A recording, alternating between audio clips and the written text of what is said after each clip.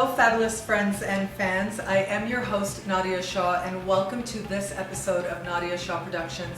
Thank you so much for being here. It is truly a very special episode.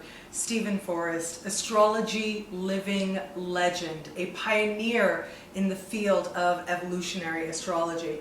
Now, Stephen was in Toronto in early summer of 2011, and he taught an intensive, a 3-day workshop hosted by Astrology Toronto, an amazing organization that hosts astrology events right here where I'm from. And the event was a huge success. There were a lot of astrologers there, and each one of them at some point during the weekend had an emotional realization, had a moment where they realized what they were learning was actually very precious. Stephen Forrest has built an amazing career that I am sure will be treasured by our astrological community for centuries to come.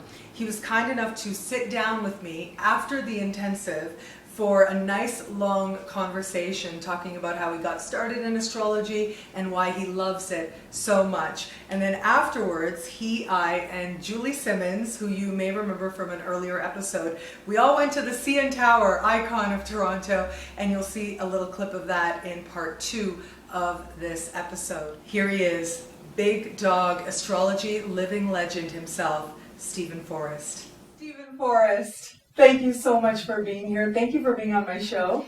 You're very welcome. I'm delighted to be here. Let me take it back to the beginning and let me ask you, because I do think astrology is a personal journey for many people. What was your personal journey? What was the start in astrology for you? Well, when I was 13 years old, I met a person I perceived to be a woman. I think she was probably 16. And she was from Germany. This was in upstate New York on vacation with my family.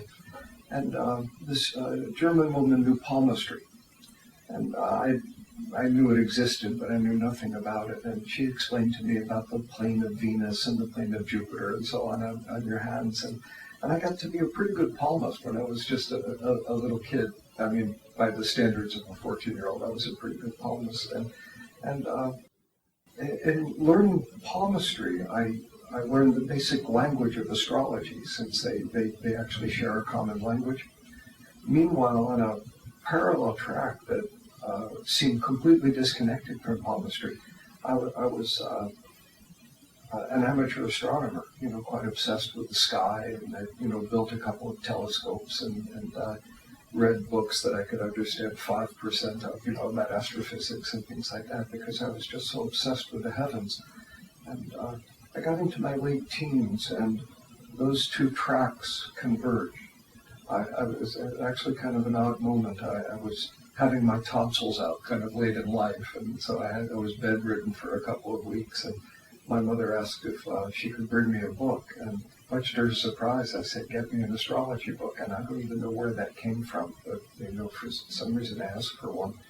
And instantly the sense of magic and wonder and astonishment that had arisen in me from looking through telescopes, and the sense of the basic topography of ancient psychology that existed in palmistry and astrology, although I was not aware of that, they came together. And it was like Jean-Luc Picard saying engage. It was I went from zero very quickly to a sense of a basic fluency with the astrological symbols. That fascination with the sky. And I see that so much in children. And especially, I hear that a lot in our astrological community, this idea that we can feel the sky in our heart. Yes. And was that, I love that you made that leap to astrology. Was that nurtured in your family? Did your mother understand? Was she supportive of not only your love of the sky from a scientific level, but once you made that leap towards astrology? Well, that's interesting and complicated.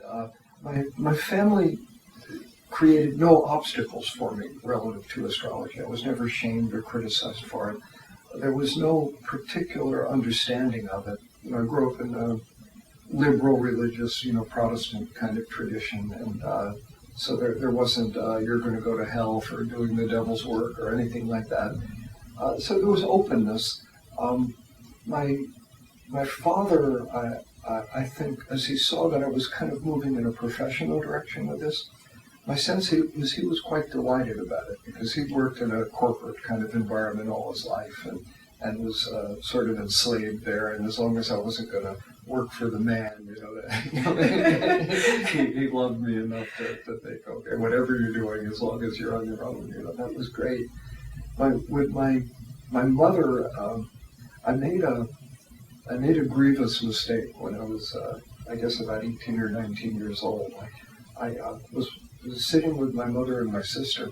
I knew just enough astrology to be dangerous, and I just blurted out that my sister was going to have some kind of terrible disease that was going to knock her on her behind, and that she would get better. But I saw this coming. There was some. I even read it as a kind of some nervous system thing. I can't remember exactly what was going on, but some affliction, so to speak, in her third house, and I got lucky in a way, and that the prediction came true. It was unlucky for my poor sister, and lucky for me in that I don't really have that much faith in rigid prediction any longer. But I kind of learned that tradition. And so I made that prediction, and in this case, it worked out accurately. My sister was stricken with something. They never diagnosed it very clearly. It looked like epilepsy, and fell over and terrified my mom and all that. And then eventually it was fine, So my prediction worked out perfectly. And after that, my mother was so completely terrified of astrology. Do you think that that's a common mistake that we make when we are new to astrology? Is that we don't realize the depth of responsibility that we have as astrologers in the way that we phrase our predictions. We certainly have to honor the tradition of recognizing a symbol and speaking the symbol, but we do have a responsibility in the way that it is expressed. Yes. Do you see that error in others? You can recognize it in yourself now, years later, but do you see that error in others? I see it all too commonly, even in fairly high-level professionals in our field. It's amazing when you go to an astrology conference, you will see so many lectures being offered that are essentially about techniques, and there's almost nothing available about the human side of astrology, the presentation, the counseling side, the bedside manner, so to speak. And so I spend a lot of my life cleaning up after the work of other astrologers. Some of it just flat out wrong work that limited people or hurt them, and other times accurate enough work, but work that was presented in a way that had no sensitivity to the impact upon the soul that was hearing the word.